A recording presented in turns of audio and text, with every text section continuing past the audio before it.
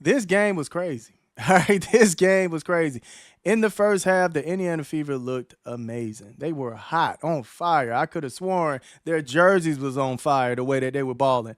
Yo, when I say they were shooting the lights out, let's give it up for Lexi. In that first quarter, it was Lexi's game. Can I get a whole yeah? That's what was going on in that first quarter, fam. And she was just completely. What if the most celebrated team in the WNBA was secretly on the verge of a total collapse?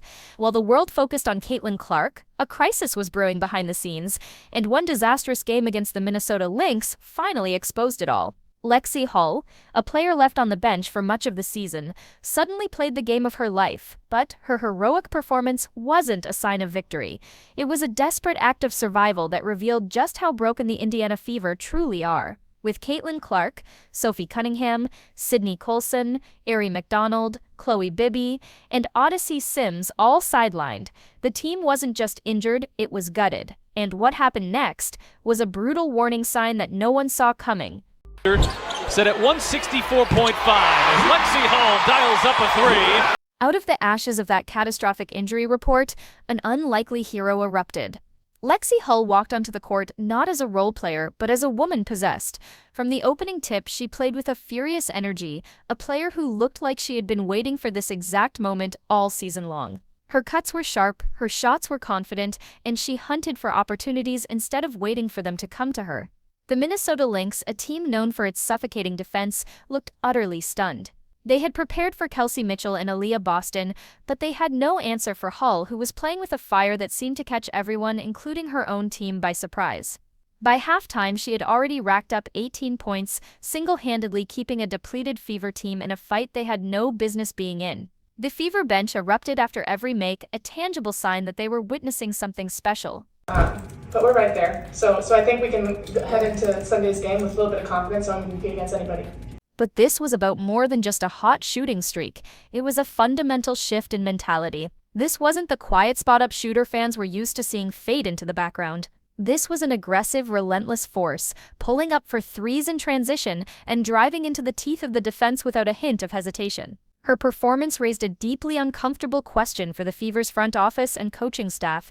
Had they been sitting on a secret weapon this entire time?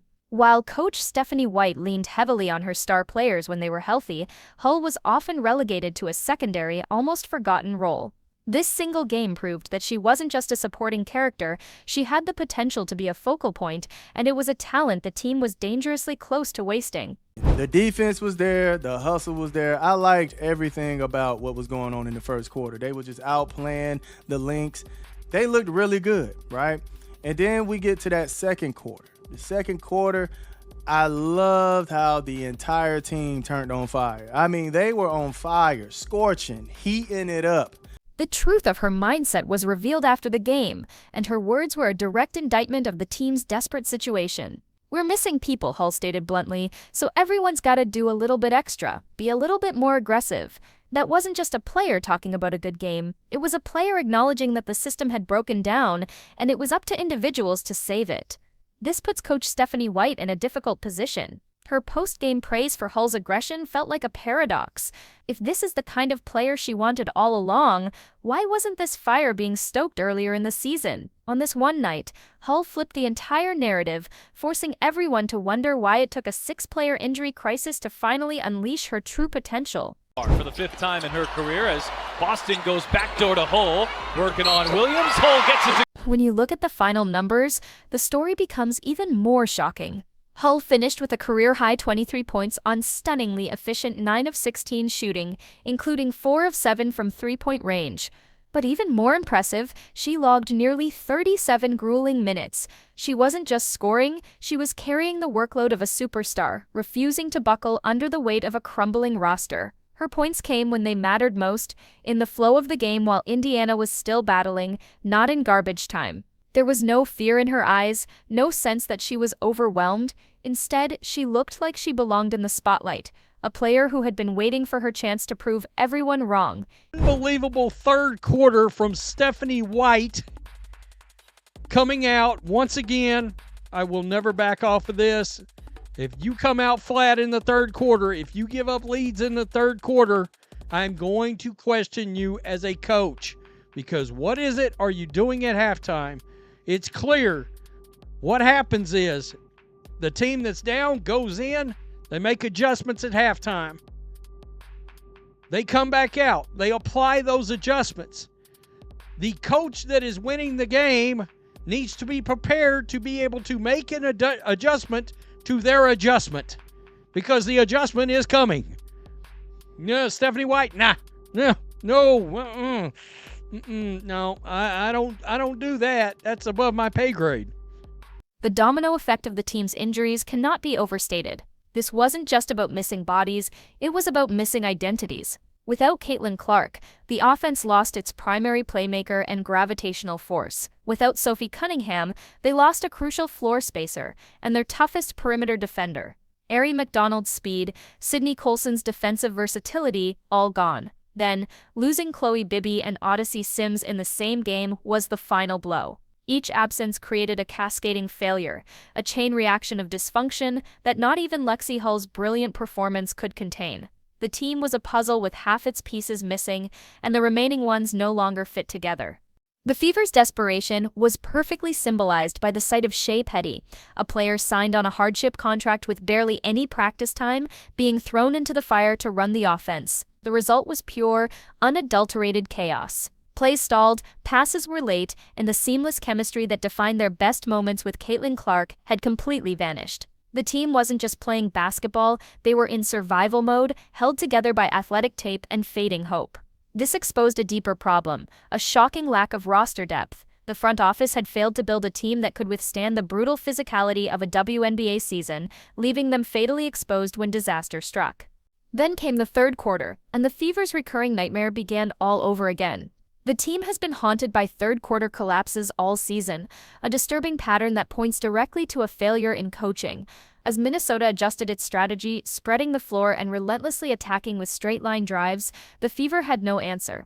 They continued to run the same failing defensive sets, watching helplessly as the Lynx outscored them 32-17 in the frame, completely flipping the game on its head. This wasn't just a bad quarter. It was a tactical breakdown, a clear sign that Stephanie White was being outcoached when it mattered most. While Lexi Hull was fighting for her life on the court, another star was mysteriously absent.